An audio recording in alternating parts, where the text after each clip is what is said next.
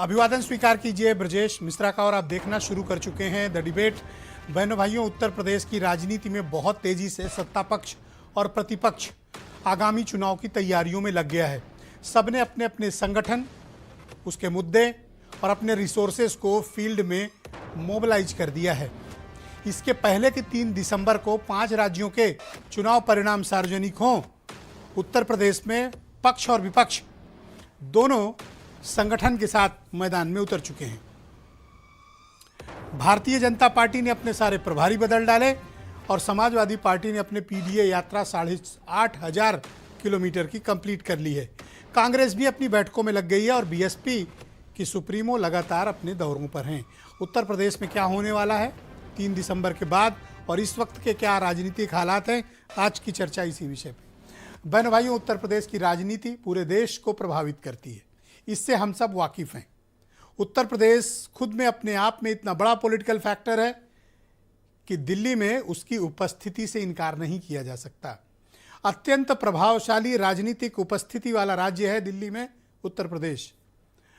तो आप सबके मन में ये प्रश्न होगा कि आखिर दिल्ली पहुंचने के लिए सत्ता पक्ष और प्रतिपक्ष, रूलिंग पार्टी बीजेपी और opposition Samajwadi party, Congress, BSP, ये सब उत्तर प्रदेश में क्या कर रहे हैं?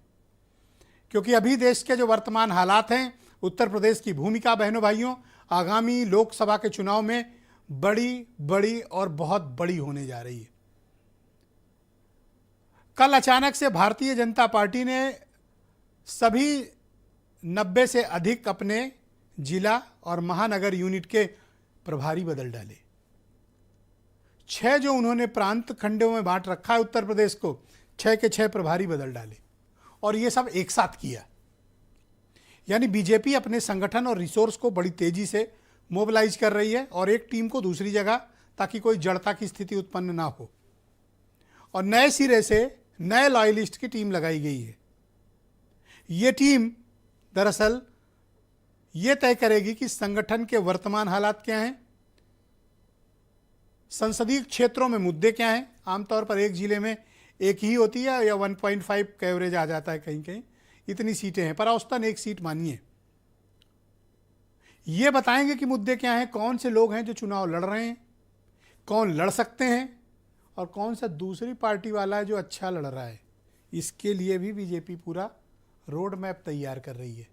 इसीलिए सब प्रभारी फेंट दिए गए हैं ताकि कोई बायस्ड फीडबैक कहीं से ना आने पाए। मंडल प्रभारी भी बदले हैं। समाजवादी पार्टी ने भी अपनी ताकत का इजहार किया है और 8,500 किलोमीटर की साइकिल यात्रा पूरे उत्तर प्रदेश में समाजवादियों ने कर डाली। कितना? 8,500 बाई बाइसिकल, साइकिल के द्वारा। आज उसका समापन कहाँ हुआ? सैफई में। और कल क्या है? नेताजी मुलायम सिंह यादव का जन्म दिवस। सैफई में बहुत ग्रैंड आयोजन है जहां हजारों समाजवादी इकट्ठा होने वाले हैं। अपोजिशन के भी कुछ लोग वहां, दूसरे दलों के भी पहुंचेंगे। मुकाबला जोरदार है और इस जोरदार मुकाबले की एक कड़ी मायावती भी है। बहन भाइयों, 12.5% vote share last time Mayawati का रिकॉर्ड हुआ है उत्तर प्रदेश के भीतर।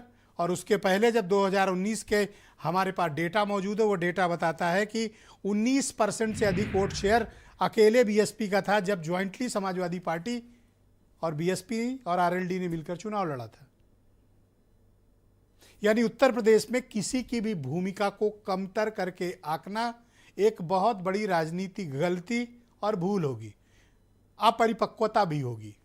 इसलिए सबकी भूमिका का राजनीतिक विश्लेषण सम्यक विचार के साथ राजनीतिक धरातल पर किया जाना चाहिए। मेरा ऐसा मत है।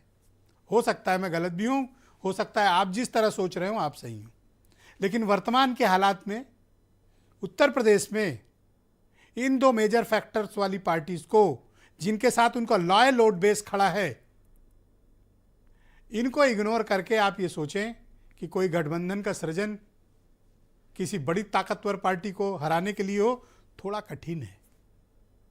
लेकिन 3 दिसंबर को जो नतीजे आएंगे, वो नतीजे देश भर में एक हवा का काम करेंगे। बीजेपी जीती, माहौल बदलेगा। कांग्रेस जीती, इंडिया अलायंस फिर से ताकत में आएगा। अभी जो 2 महीने से बातचीत इंडिया अलायंस की रुकी हुई है, कोई एक दूसरे से बात नहीं कर रहा, no telephonic conversation, no physical meetings.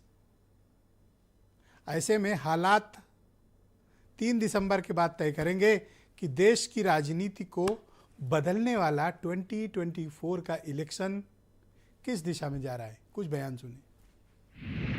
Bharat समस्याओं का नाम नहीं है, ये नया भारत समाधान का नाम है। प्रधानमंत्री मोदी जी के नेतृत्व में हर समस्या का समाधान आज भारत के पास है।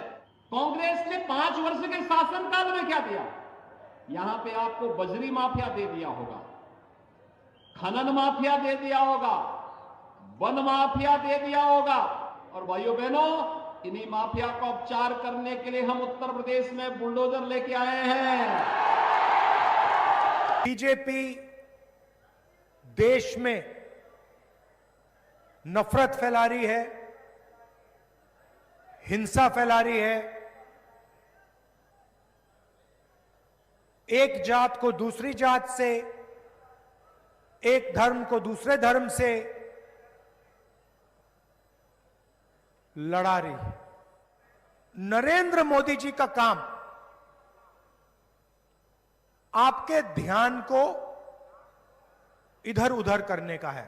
आने वाले समय में देखिएगा 24 के बाद, 24 में तो साइकिल चलेगी, लेकिन 24 के बाद जो परिवर्तन दिखाई देगा वो अलग परिवर्तन होगा, बड़ा परिवर्तन होगा।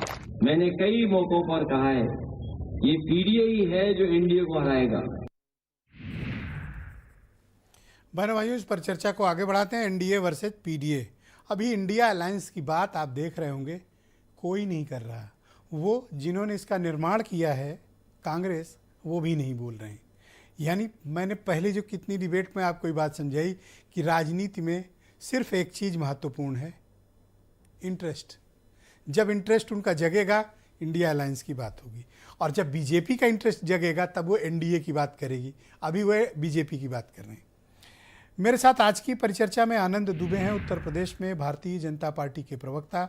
दीपक रंजन समाजवादी पार्टी से हैं, सुरेंद्र राजपूत कांग्रेस से हैं, मनीषा अहलावत राष्ट्रीय लोकदल से हैं, अरुण राजभर एसबीएसपी के प्रवक्ता हैं, और वीरेंद्र सिंह जी हमारे स्टेट हेड। आप सबका शुक्रिया और धन्यवाद।